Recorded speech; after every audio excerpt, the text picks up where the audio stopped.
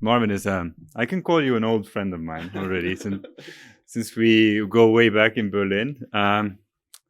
But Marvin is a German architect. But what I think is most kind of interesting as a twist to the plot is that he's also an entrepreneur and the founding partner of a spatial innovation agency called Urban Beta and the architecture studio Bart/Bratke. At his studio, Marvin works on participatory methods to create inclusive, unconventional, and transformative spaces through predictive planning. Urban Beta and Bart Bratke collaboratively work on new ways of social inclusion, as well as participatory approaches to co-design, both virtual and physical. The studio's aim is the greater democratization of technology for construction and architecture, with a strong focus on positive social and ecological footprints. Marvin's work fuses emerging technologies, spatial innovation, future mobility, and computational design into one holistic design approach. I haven't written this down, but actually Marvin is a damn good designer as well, from days back. Marvin is actively engaged in the profession's discourse, teaching at various universities, including the TU Graz, the Bartlett, and the AA Visiting School. He held visiting professorships at Muthesius Academy of Arts in Kiel and UISEC in Quito. As an invited speaker, he frequently lectures on spatial strategies, circular building, architectural innovation, and he studios research at renowned universities. Today, he is here at the Estonian Academy of Arts. Everyone, please join me welcoming Marvin Bratke.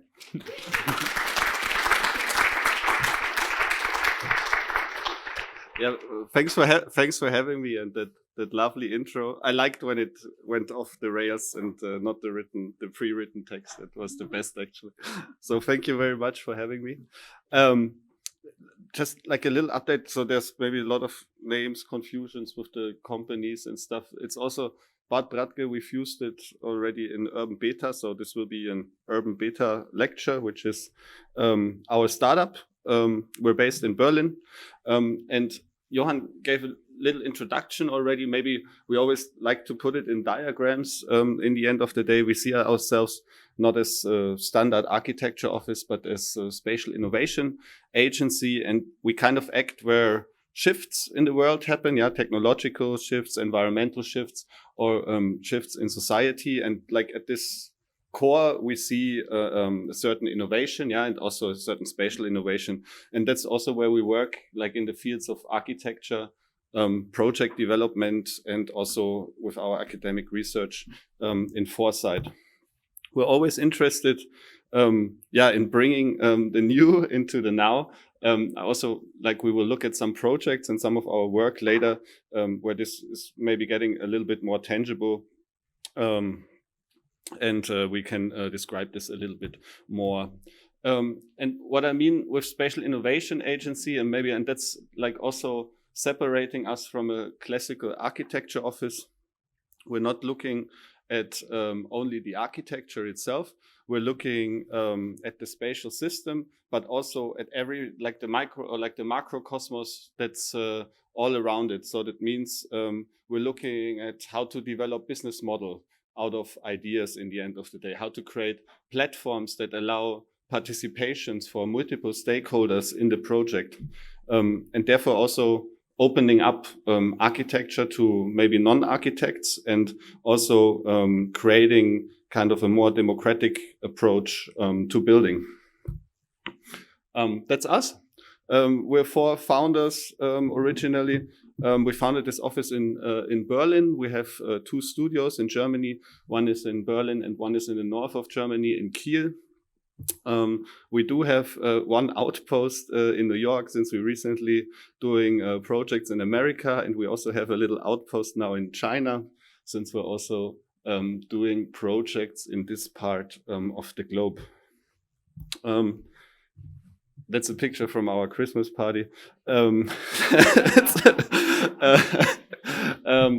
it's we're not that big as on the picture.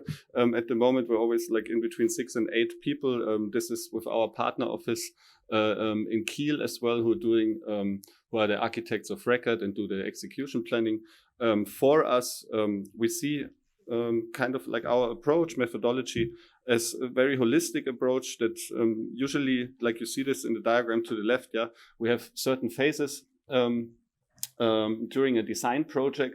And I think the last phase, which is called grow, is the most important one, because we always try to create feedback loops in our project, and then also help to make something bigger out of a building, out of an idea, or out of something that can be multiplied or that can be grown. That's a little overview of our services. Maybe that slide is only in there to indicate we are a service. Beta is a service-based company. As I said, we're doing architecture and project development. But what you see on the very right side, and that's also a big part of the lecture today, we invented a building kit, like a building system, which is called Betaport. And we're at the moment at the brink of creating a new company, a new startup for this, which is a product startup for this building technology. We're deeply value-based. Maybe this also, before we start, like we defined like 4 columns our office is founded on. One is called impact through empathy. That's kind of a very human-centric and social approach to our project. Foresight by design. All of our projects are defined by a certain combination of the research we do, bringing that into reality and bringing that into, of course, academic or research landscapes again. Then space on demand. Actually a big topic also on this lecture, dealing with how building can change in the future to create something like a model that is very differently perceived than we have it today. I will talk later about it. And circular realization, that's a point we tell our clients, like if you don't want to work sustainable, it's a big word, but then don't work with us. In the end of the day, because we see circularity as one of our USPs of the office. I put some chapters into the lecture. In the overall, it's 4 chapters, and they define like different aspects that we're doing in the office, but that we're also doing at various universities. And the first one is also something more forward-looking, a bit more theoretical maybe. It's called predictive planning. And we're looking at like how we can go from digitalization to automation, but also to autonomy, to a certain degree of autonomy in architectural systems. And basically, this all started with our work at Bart Bratke. We were always quite interested in the relation between space, the human, and the digital. In the end of the day, this is like a very early project we did where we created like an interactive digital space that can be changed in real time and at certain intervals. Also, these forms that are created by the visitors are printed with a 3D printer, creating a spatial sculpture. Why is this important? This is a chart I show a lot. Actually, the number on the right side is quite important. There's 1.2% IT spending in the building industry right now, at least in Germany, which makes it on par with hunting and the forest industry, for example. So there's almost no spending in digitalization. This changes at the moment, and this was also one of the reasons why our office was founded. The other reason is seen on the right side, where basically with almost 40% the biggest contributor of carbon emissions, the building industry, and we're working on solutions that are kind of countermeasures of this fact. And the whole lecture, of course, is also called Architecture for Post-Growth. And to put maybe also our work in like a bigger framework, a socio-economic framework. I also put in some slides that show like statistics and give maybe like a certain background to why we're doing what we're doing. On the left side, this is like a slide from the book More from Less from Andrew McAfee. And what you see on this slide is the GDP, like the economic growth, and also the material use in Western countries. Yeah, you see different materials. And what happened in Western countries since the mid-2000s is actually there's a separation between material use and the GDP growth. So they are not connected with each other again, which is quite an important fact, which means there is actually room for reusability, for circularity, yeah, and also it can be disconnected from a certain need to grow society and to make the cake always bigger. On the right side, maybe complementary to this, since this chapter is looking a lot about digitalization, automation, there's a lot of spending in automation at the moment, and some stuff, yeah, is also a part why our company is founded, and how or where we're coming from, I will show you today.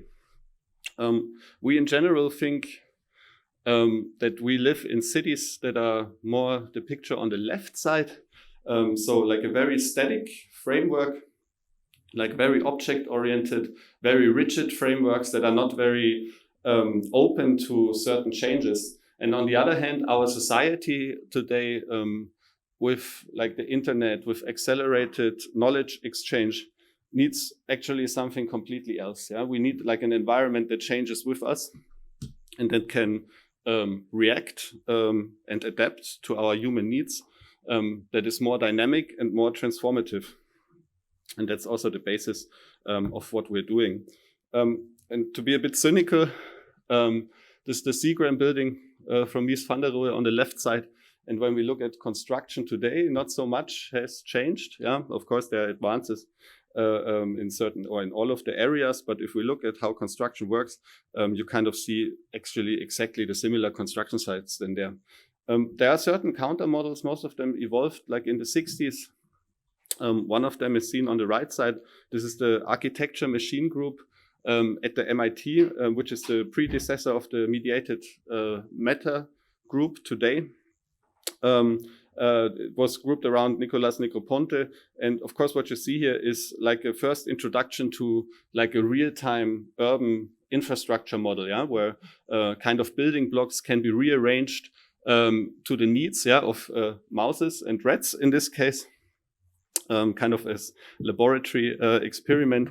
But these are things that can be anticipated and that can be predicted with data models, for example. And this brings us also back at stuff that was done in our team at university, for example, creating certain spatial systems. In this case, it's a cellular automata that inherits certain rules and creates different growth algorithms. So basically all of these changes, adaptability and dynamics in a city can be programmed today. And we always fight with it, how we bring it into reality.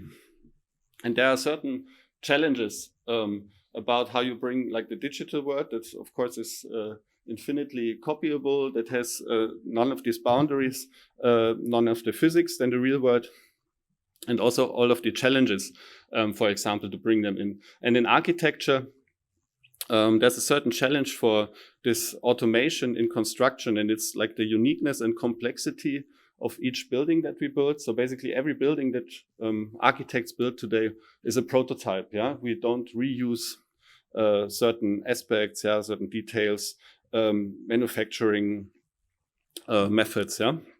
Something that in the car industry is, for example, very relevant, or with reproducible goods. There's a certain challenge in the reach and regulations. For example, for robotic actors in assembly and in construction. And there's something that is called the skyscraper problem, which means to build a product, to build a thing, you actually need a robot that is bigger than your product itself. And And this can be, for example, seen on the left side here. This is the Airbus factory from the A380 that doesn't exist anymore, but basically the whole factory is a giant robot that is designed around the airplane itself. And this is only feasible, let's say, because the airplane itself is a product that can be reproduced and reproduced all the time. And there are today like certain counter models to this. On the right side, you see an Amazon warehouse that in itself already becomes kind of a little city, for example, that rearranges itself in real time. So this warehouse is actually not the same at any time of the day. It's completely automated in the end of the day, and it's controlled by small-scale robotic actors that, on the other hand, build larger-scale structures. And this is quite interesting for architecture and also for the work we're doing. Yeah, and also these concepts are introduced, like they're not new. Like, for example, this on the left side, this is I think from the 50s, like a military magazine.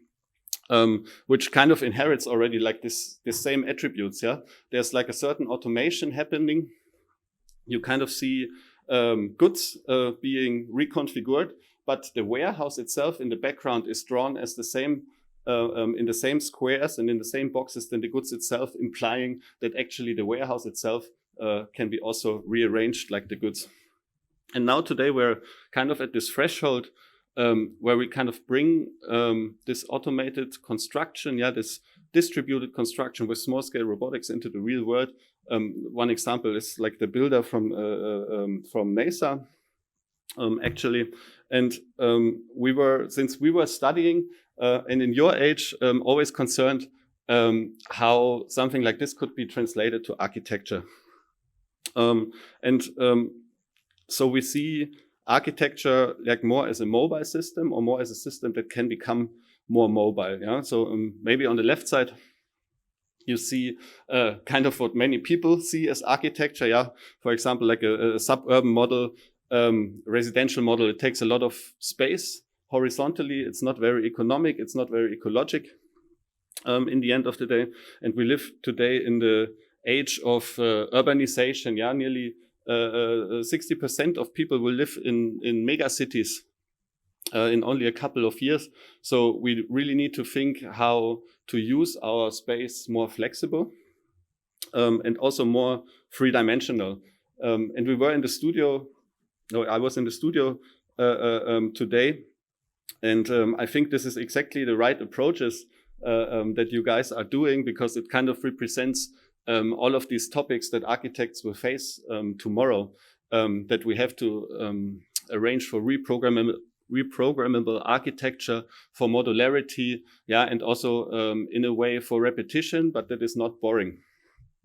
And the way like an answer to this challenge that we had back in our university days, this is Paul's diploma, my business partner Paul's diploma from the DRL, the Design Research Lab. Basically, this is like a robotic component that can create architectures. It's also very geometrical, very based on Platonic forms as well. So it can maybe also give some indications how spatial grids or how architecture can be formed from a small-scale components that are, of course, intelligent and can aggregate with each other. And there comes this point and kind of this answer how architecture and future construction can be achieved or can be translated. We had the problems, the size of the machines, the reachability. But suddenly we create a certain agency in construction, a certain independence, with these small-scale elements, a possibility for reconfiguration, and of course also a bottom-up approach to architecture, where not the architect doesn't sit in his high castle and plan something that should be there forever, or maybe most of the times not, but something that can be where people can be involved, where configurations can be reconfigured, where materials can be reused, and where different adaptabilities and different versions can be tried out. And what I want to show is just some projects we do in the academic context to this. This also heavily feeds into our work in the office. For example, this is from the AA Visiting School in New York from 2019, where we investigated actually like drone-based architecture, how, for example, small-scale components can be actually activated, can be rearranged, by these robotic actors in the end of the day, and where, for example, the drone itself can be part of larger aggregations, can also form logistics hubs, and can be also can create like kind of these architectures that are flexible and can change with us. This is another group of students who had a very similar approach to this. They were investigating into traffic lights and into other urban aggregations that were all leading towards light infrastructure and organization. And in the follow-up year, we had this idea, because we're always doing this in New York, and it was 2020, and this was the first time we didn't have a physical workshop with the students. So we wanted to bring New York to the students, since it was completely virtual. So what we did with them is actually, we called it Urban Mixtape. So we made a spatial catalog of elements that are typical in New York, and created components from them. And the students, after creating these components, they started creating these spatial aggregations. And what we did then, every student could load their spatial aggregation into an AR app, into Hologram, and then bring a little piece of New York to the site at their home. So basically, we brought these iconic elements from New York to the hometowns of the students in this virtual way that's including AR technology. And these are just some creations that the students did here, for example. You see rather larger scale assemblies, some tower structures. One of the projects, for example, was called Healing from Waste.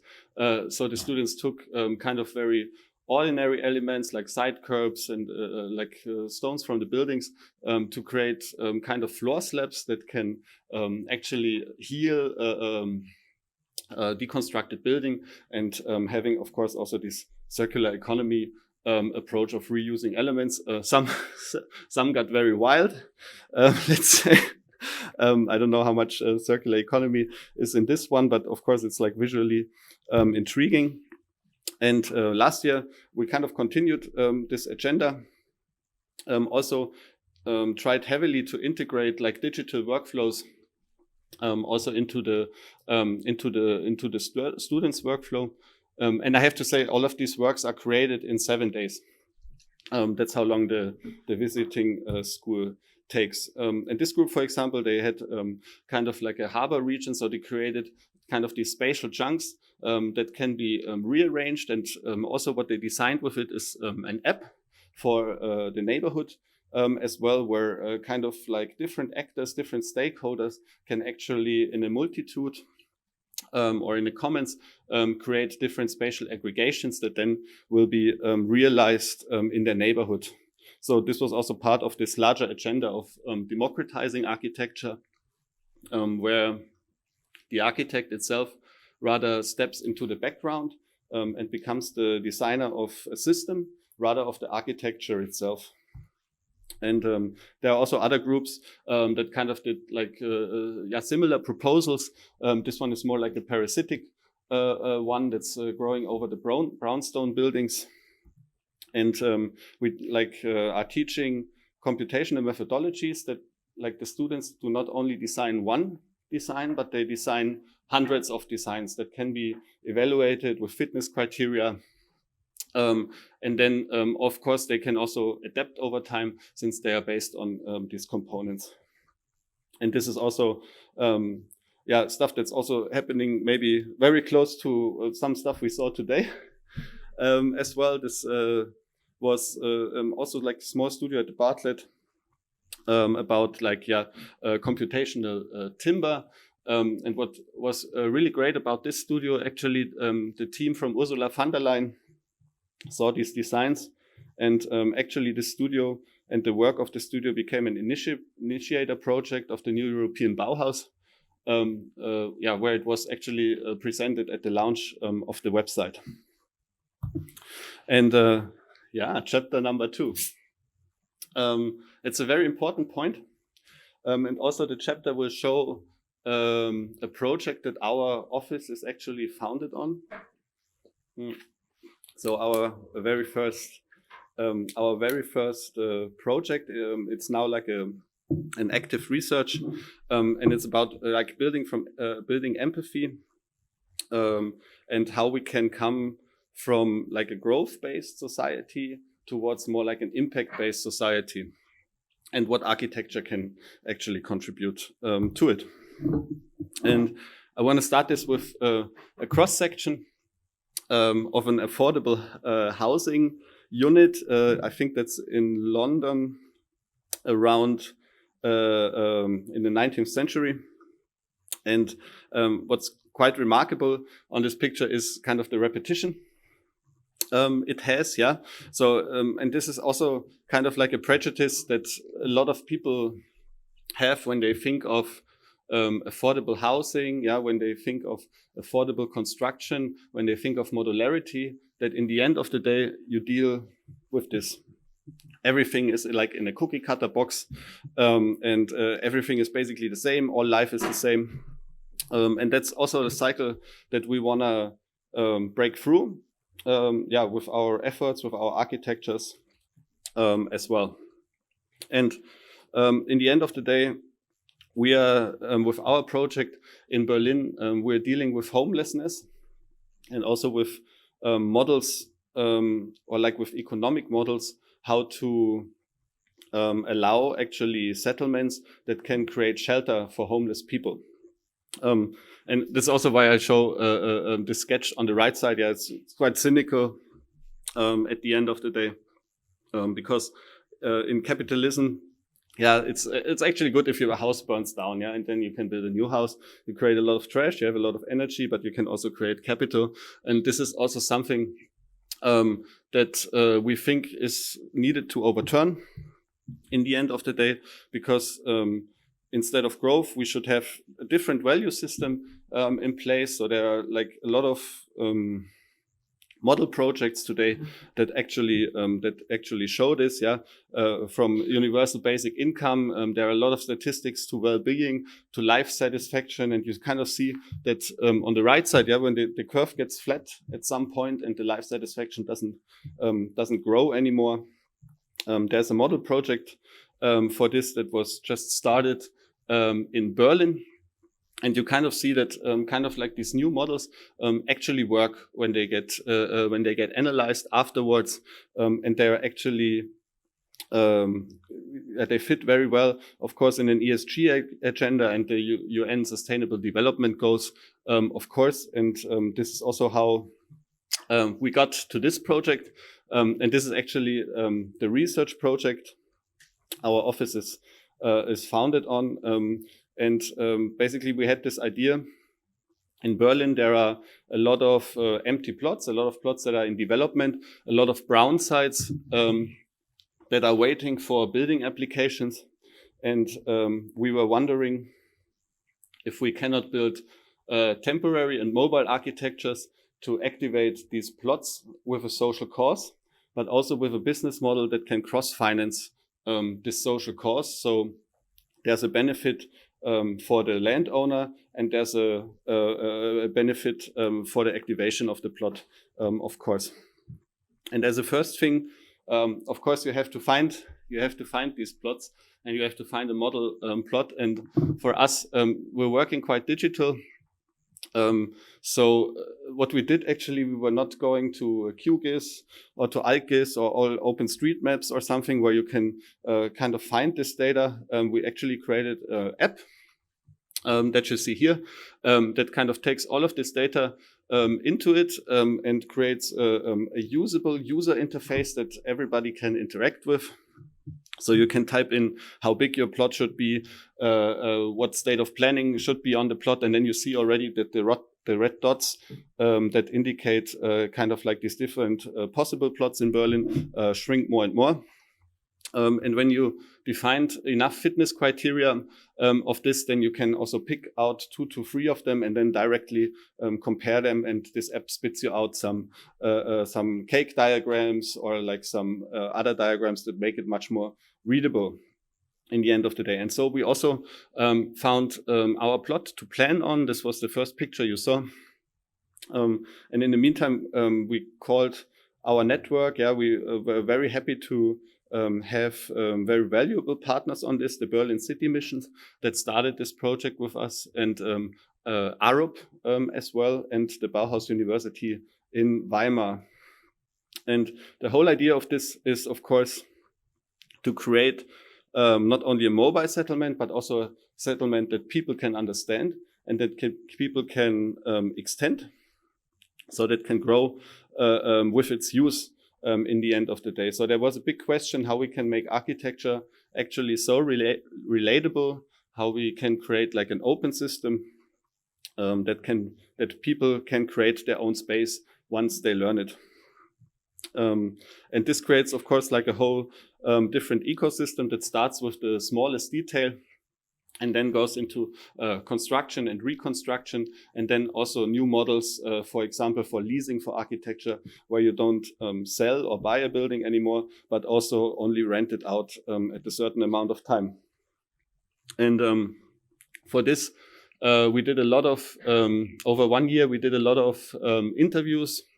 We worked with social workers to create a spatial program, and also to kind of automate the spatial program to create certain relations between it that form certain neighborhoods. Yeah, so there's some program parts that kind of have a certain invest in it. Yeah, for example, the shelter parts, but also some parts that can create money. For example, yeah, like for example, shops or co-working spaces, and it's all about finding kind of the right amount of these programmatic functions to work together in the right neighborhood, so that there's no segregation in these parts, and that kind of creates kind of like a porous and a lively neighborhood in the end of the day. What we are doing, and that's also like a little sneak peek of the next chapter as well. Well, we were able already with our beta pod system to create in the first generation architecture system that activates like self-building. On part of that, we kind of have a digital configurator that also creates manuals for that. So basically, you can download on your cell phone a manual of the spaces you created online, and then you can build them in real world. And it's kind of a little like an IKEA manual in the end of the day. And I will go to that a little bit later as well. But there you see also these building elements that resulted from that. Everything is designed that it can be carried by 1 or 2 persons. That's quite important. But I will also go into that one a little later, because it leads me to the third chapter. And it's called Building as a Service, something I talked before. And I think what's quite important is to make this jump from modularity to a life cycle. I think there's a big difference in this. Because modularity, it's not a new principle. It's been like it's been in architecture as long as building exists. Yeah. So kind of like here also from the 19th century, certain illustrations. Yeah. How buildings are cartographed, for example, into different building parts that can be also like reassembled, for example, or reused.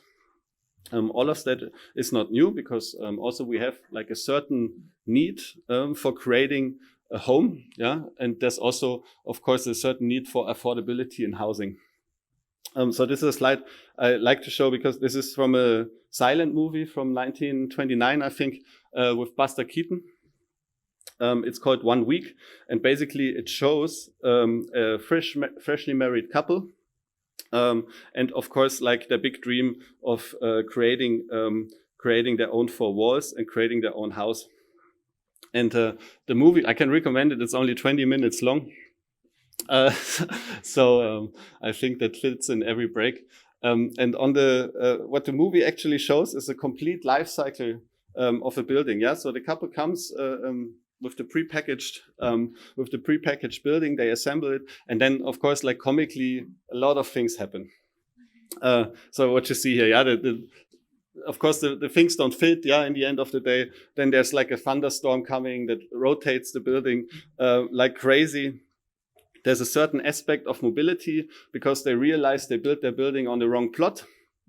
So they try to move it with a car in the end of the day. And while moving it, actually, it lands on the train tracks and the whole building gets disassembled, let's say, again.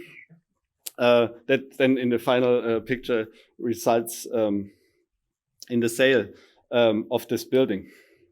So kind of this principle of modularity is there already. But today, like technology is having a certain impact on this and also driving these concepts a little further. So what you see here, it's 2 computers. On the left side, it's a MacBook. On the right side, that's the framework DIY laptop. Both computers look the same, but they function completely differently. While the ones on the left side is a closed system, the one on the right side is an open system, which means you can repair it yourself, you can update it yourself, you can improve it yourself. And this system allows for that.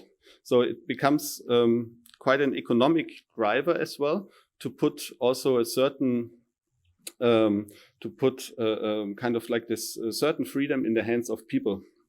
On the other hand, we have certain aspects of reusability that we also have to face in architecture. And here is again like the same, yeah, these like left and right look similar, but works completely different. Like the NASA Apollo 11 launch, on the left side, this is a rocket you can only use once. That makes it very expensive in the end of the day. And I think like most of the people have seen kind of the boosters from SpaceX landing on the drone ships, which is the first time in history that kind of space travel or kind of also a space cargo becomes affordable, and only because of the fact somebody invented like a rocket that looks maybe like the old rocket, but makes it 80% reusable. And then there's a third aspect that is more technological driven. For example, here, like a comparison between like standard cabs, yeah, like a monopoly industry that evolved over hundreds of years. And then a disruption, a game changer, coming with Uber, yeah, putting kind of or like changing the transportation industry, putting it in your hand and creating a platform, yeah, where basically the biggest taxi company of the world doesn't own one single car. And these are a lot of changes that are also important for architecture that only happened recently. Because what we want to try to omit is this picture in the future. And that's basically kind of like a construction waste. It's something that evolved over a lot of innovation in the concrete industry over the years, that also fostered kind of like this take, make, waste society that we live in today. So we want to also, or what we're tackling in the office is the idea of rebuild, reuse, reconfigure, and how we can actually omit pictures like this in the future. A second thing today is also, I think we need new ways of construction and new ways of green buildings, because I think this building is not green. In the end of the day, it's painted green. And I think that's also quite important, because this is not a sustainable building. in the end of the day. And what we're trying to do is not look on the surface, but look under the surface or under the hood of the building and see how it is constructed and how it can contribute to this bigger ecological and economical flows. And one of these is, of course, the material and the carbon emission these materials emit, the materials we're building with. And to engineer like a global carbon sink, for example, it is quite mandatory in the future to build with wood. It's a material that locks carbon in its building material. But if you look at a life cycle analysis today, if you build a timber building that is built for 50 or 100 years in a writing off period for real estate, it makes also no sense, because in the end you create a lot of waste, and timber will be usually burned, so it sets free the CO2 in the air again. And that's also something that we try to omit with our buildings, and at the same time creating a certain multifunctionality, a certain flexibility, but also buildings that are easy to understand again. I always compare this with like a modern BMW or any other car. So nobody is able to fix this car anymore when it breaks down. And same happens to our buildings today. So it's like highly complicated and highly integrated, like sandwich materials and systems that are also very hard to fix and very hard to understand. And that led us actually to one project which is called Betaport, or in this case Betaport 1. That's a rendering of it, and like an artist impression of a friend of ours. This is like we started with the case of a mobility hub that is carbon negative. So every building actually takes carbon out of the air. We started very small in this, what you see here in the foreground. We rendered it very big. Yeah, it's like more like a future vision. We're not there yet.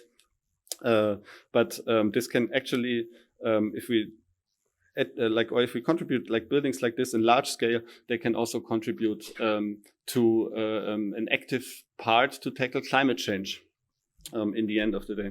And we were able, to build our first Betaport, the very first prototype, in the Green Tech Festival.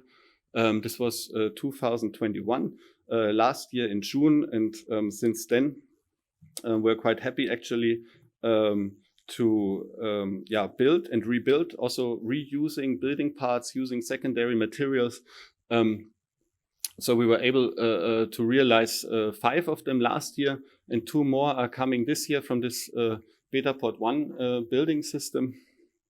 And what we are actually trying at the moment, that's also where our name is coming from. The beta is part like of computer games mythology, so we're always in beta mode, so to say. So we're at the moment learning how these details that you see, like this reconfigurable architecture system, is actually able to create new business models that working on demand. So for example, if you know, like swap feeds bikes, for example, so that would be a good example where you only rent the service and don't buy the bike anymore. And this is something that in this loop we're creating with our architectures.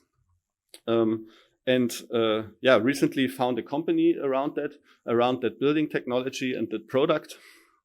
And the fun thing is actually that Dres und Sommer, which is a big player in the building company, 2 weeks ago, they said like they don't know any other system than ours, which is circular, scalable, carbon negative, and allows these buildings on demand.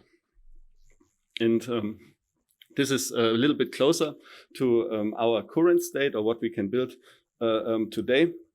We just were able to release the 2nd generation of the Betaport system, which is able to build 3-story buildings, also with cantilevers, like you see on the building. This is a vision for a mobility hub, like also where the building like cantilevers like 3.75 meters without extra costs. That's also quite important. That stuff the system can already do. And the whole product itself is actually focused on a hardware stack and a software stack. So you can imagine this a little bit like an iPhone as a hardware and like the App Store as a software. So we have like a reconfigurable architecture system where you can build different buildings, where you can rebuild them that adapt over time.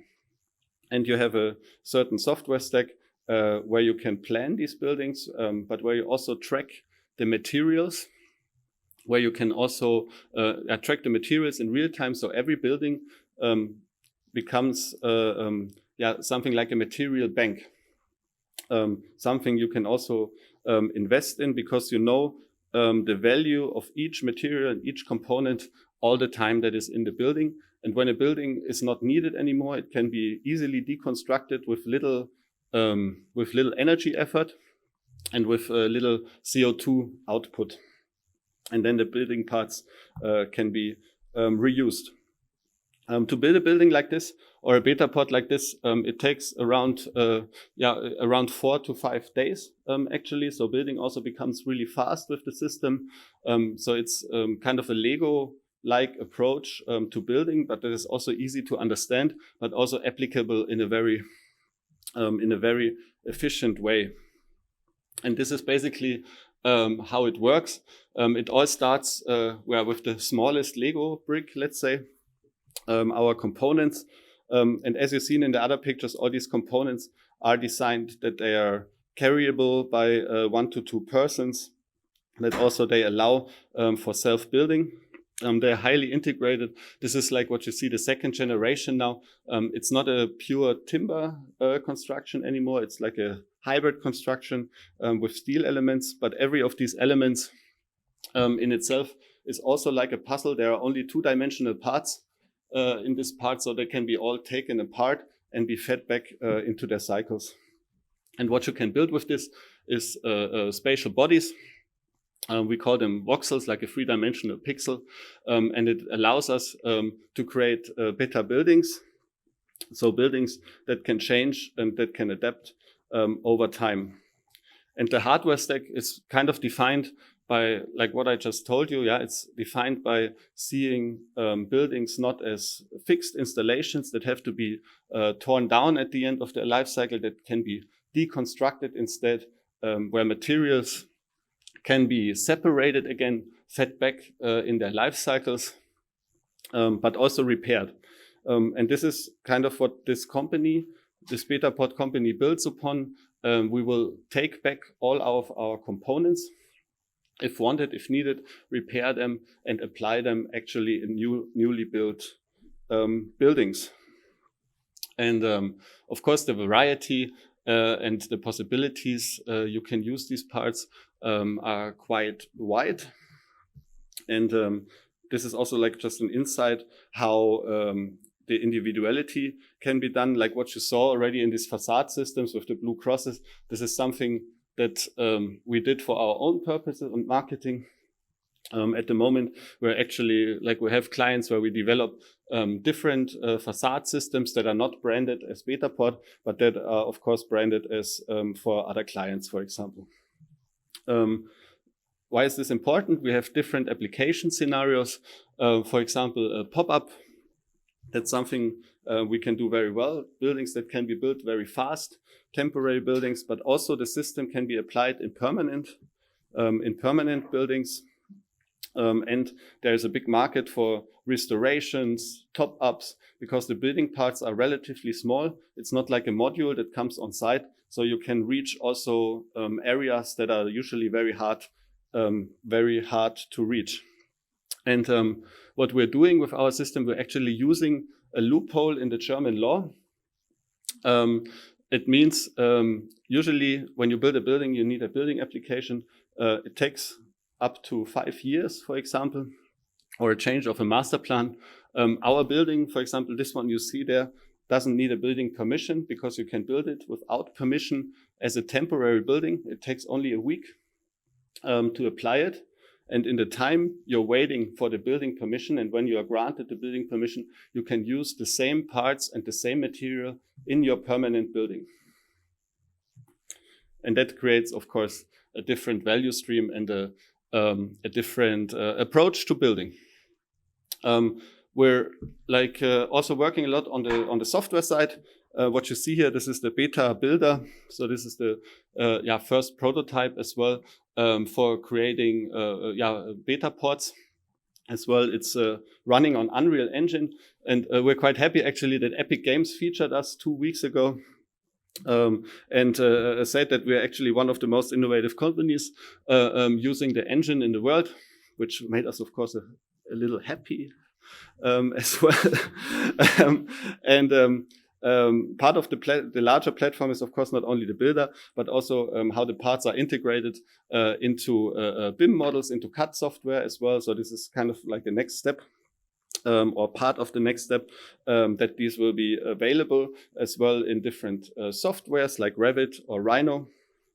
And what we're working on in the beta builder itself, so when you build a beta pod, that you create not only CO2 footprints inside of your building that are like shown in real time, but also factory data. And this will become like an important fact, or like in the automation of planning, and also to drive prices for building in the future down, which then, of course, will drive prices for the rent down and creates affordable building. And we're now so don't take this too literal. It's just more like an artistic impression how this will look. We're now in the first step to build a microfactory, which will be built on robotic platforms that can be shipped. And why is this so important? We think the microfactory approach will be important for resource saving. So in the future, we will ship not the product parts and not the components, which creates a lot of logistics, CO2 emission, but we will ship our factories instead, because they are a complete different and modular cell-based approach than what we see today. The first step. So this is a look what's happening today already. Yeah, we're testing these principles already with the beta pod. It has certain quality control, of course. And this year we were actually able to realize what you saw in the pictures before already, like the first multi-story beta pod. And here you see kind of like this Lego-like assemblies from the different parts. They also, you see these blue openings, they also celebrate kind of the reversibility of the internal electrics, for example, and the electrification as well, and charging infrastructure that is integrated in the system. And this is how it looked in real life. I think we're quite happy. It came pretty close to what we envisioned in the way. And what's even more important is that actually this building system creates very healthy environments. Yeah, this is also built in a passive house standard as well. It can be catered to GEG and KfW standards in Germany as well. We have a lot of partners that helped us realize them. I think now it's already 40 partners, including the Brüder Schütt and Schüko, for example, who were I'm very happy for that they believed in this idea and also helped us actually a lot to create this kind of a more circular vision for building. These are just some configurations. Yeah, of course, you can do with the Lego system. And at the moment, we're also, of course, trying to scale up, which brings me to the last chapter. And it's just going from building to transformation. I just brought some projects that we're working on. Like one is concerned with a little hotel approach. So you can see that actually there's also a variety of facades possible. It's not only maybe the box, so there's also creating a certain variety that we can achieve. There will also be some other pictures as well. The system is quite adaptable and also in its grid. There you see kind of like this is like a hotel room, and also like how the beta pod grid is like built around it. This is part of a larger study. That's a project we're doing together with Unleash Future Boats. to create future harbors for autonomous boats. And there you see already, this is also a beta pod that's in the middle of the picture with a different kind of facade appearance. In this case, it's like an aluminium facade panel. So you see that also there's quite a lot of variety actually in the appearance, how these beta pods can look in the future. Another project, a Vertipod project we're doing with Aro Technologies and Spleen Lab. At the moment, I exchanged all the pictures for a Betapod logo because we're not allowed to show the real logos in this one. So I quickly skip through them. And maybe one last project, and this is how this idea was actually formed in 2020. This was our planning for the new Innsbruck airport terminal, and we thought like, yeah, an airport, yeah, that's a shopping mall with an airplane in front, and maybe not the future of transportation. So what's kind of nice about this building is that it's a mixed-use building. Actually, the Innsbruck Airport also contains a large office that has certain options for extension. And what's also quite interesting is it's an airport that's very special because the passenger flow in winter is double as in summer. So actually, because of the ski tourism, so in winter you actually need a complete different building than in summer. And this was also how this, how our spatial system was created, and the ideas for that. You kind of see this already, how we started to integrate the voxel structure, but also how to integrate public space that not only is in front of the airport, but also extends all the way through the airfield. So basically, with this airport design, you can actually, in a public passage between the office and the airport itself, you can actually walk all the way to the airfield and have a visitor terrace where you can see the airplanes. It's a little bit like here, the airport in Innsbruck is in walkable distance. There's a university right next to it and a big sports campus, so it becomes very important to integrate it in a larger green strategy as well. And this is how this was set up. Yeah, we used this 3D voxel grid that became, of course, then also the construction grid. And to add actually a variety, we turned the construction grid in the roof 45 degrees. And that's also something that you see. The roof becomes kind of like this special element about the design, and the face, it's like the side where it's facing the city, it's kind of indicating like an Austrian mountain hut. And this Austrian mountain hut on the other side turns actually into a wing structure. And the roof itself, it's like a double curved surface this is built on, but it's only built with non-curved elements through a rationalization. I actually have a picture later in there, but you see this is already like the beginning of course, of these spatial voxels, and of course of the idea how this airport can change over time and create a certain programmatic flexibility. And this is how like an interior vision of this airport would look like. Yeah, you see the roof construction actually that becomes kind of a main driver also for the architecture itself.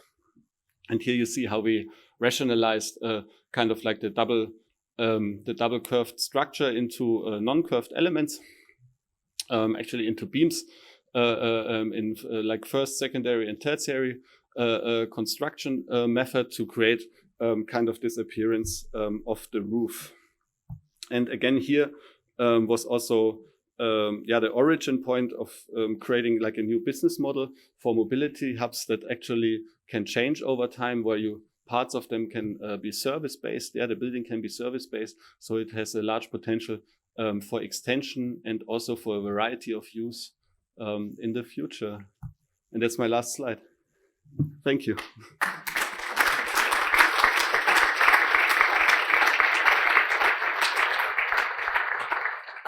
Marvin, my mind is blown.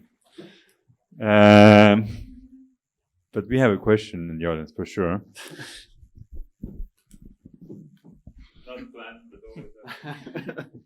Hi. if I remember correctly, in the beginning of the talk, you said that the future of the architecture is human-centric, or should be more human-centric, or something like that. But at the same time, when I'm looking at these prototype building systems, then at least visually, functionally, they are a lot more reconfigurable and easy to assemble, and in this sense, human-centric.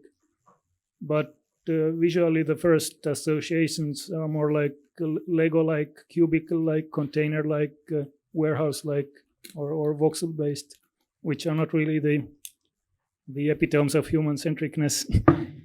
Do you see that there is some danger of the non-human-centricness sneaking in different ways to these new building systems? Or is it just an intermediate step of technology limitations at the moment? And I think it's a very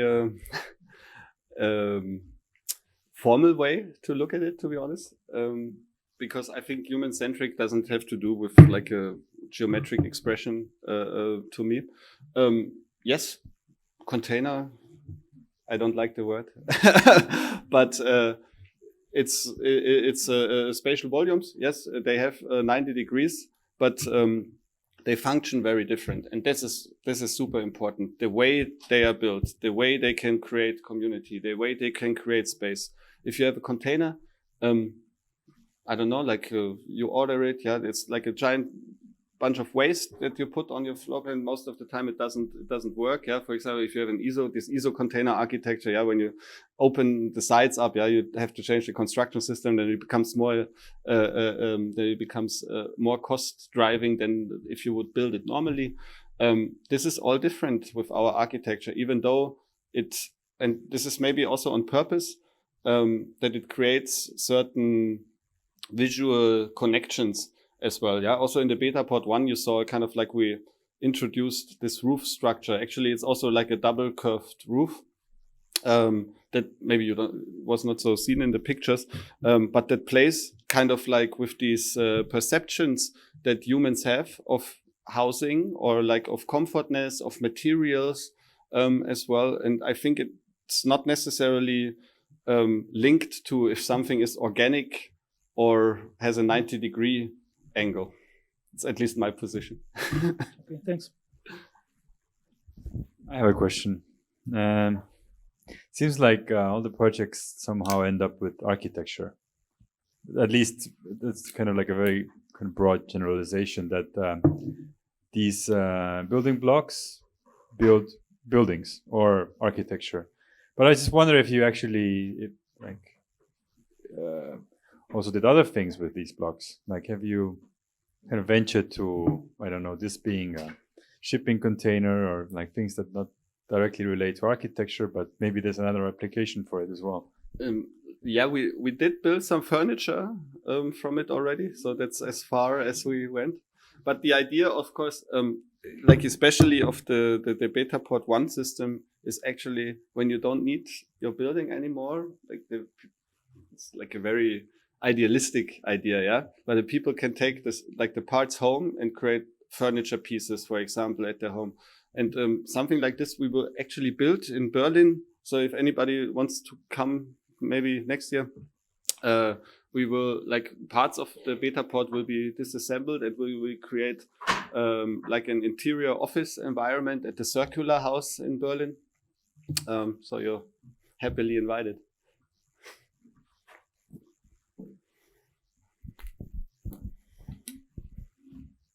Thank you, Marvin. I wanted to ask about an architect position in this kind of business, because I think you know the Waxman Gropius packaged house system from 40s, and I think that in the end of the day they also said that it failed because of putting architects into a construction system, or them building up their own factory of producing their buildings, because architects tend to be very keen on the detail. Everything has to be how they designed it, and they're not so good with deadlines either. So in the end of the day, the system failed, right? So I'm wondering, what have you learned from being a design architect in big architecture offices and moving into this startup factory, sort of like a package house system of your own? Yeah, it's well, I don't know. I feel I have I feel similarities. The thing is, the next steps that will come, and it's like a lot of this will be about product optimization, and this usually takes away certain aesthetics, takes away certain attributes you want. Sometimes a company develops towards what business streams are the most valuable, and maybe it's not the thing you wanted in the beginning. What we hear a lot as a feedback is actually that, like, there are other systems out there. Yeah? Like there are a lot of construction systems out there. What we hear in the beginning, it's like actually that people see a USP in it. They see that architects design it because it's, it has the blue plus sections, also some other features, of course. And that makes it interesting for them. And the question is now, is this market relevant or not? And I think a lot of things like this can only be tackled if you step back as well from that and hand over responsibility to others. It's a process that we're also learning at the moment, and we talked about it before actually. But I don't know. I can just compliment what you just said because I see it in myself, and it's just a learning process actually. Yeah? Our job in the end of the day is that this does not become irrelevant at the end of the day, or just like every other thing in the world, or it doesn't lose the circular approach, it doesn't lose its core and basic values, and it's something we're very much behind, and it's also like because like you're often asked, and we're also learning this world of how investment works and stuff, you get asked what's your exit strategy and all of these things, and how this works, and for us at the moment there's no exit strategy because like the system is still in development. It will kind of always be in development in the end of the day, but to have an oversight, at least what the core values of this is, it's quite important. Yeah, and to learn.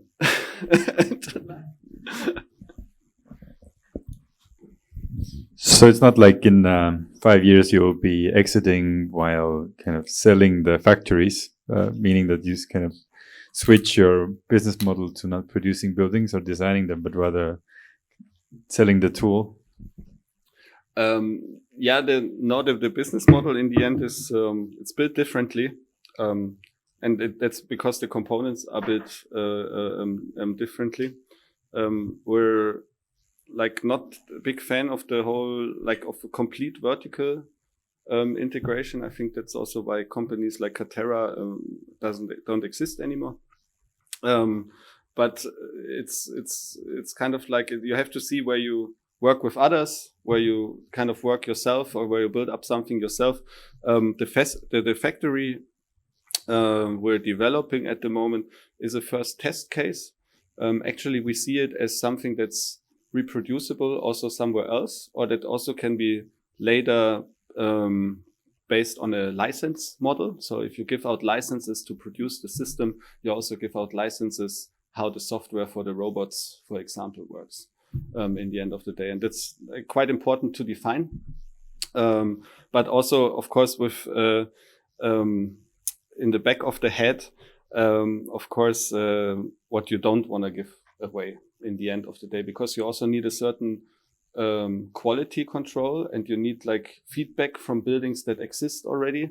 And this direct feedback has to go to you and not to third parties that can then change something, or the information process is kind of disturbed. And that's all stuff we're setting up at the moment as well, also with consultants. There's a chance for a last question. Or if Yeah. And straight to the interview. That's the interview tomorrow. Yeah. Thank you, Marvin. Thank you, everyone. We'll be back in 3 weeks, so hope you will be all back in 3 weeks. But now another round of applause for Marvin. Thank you.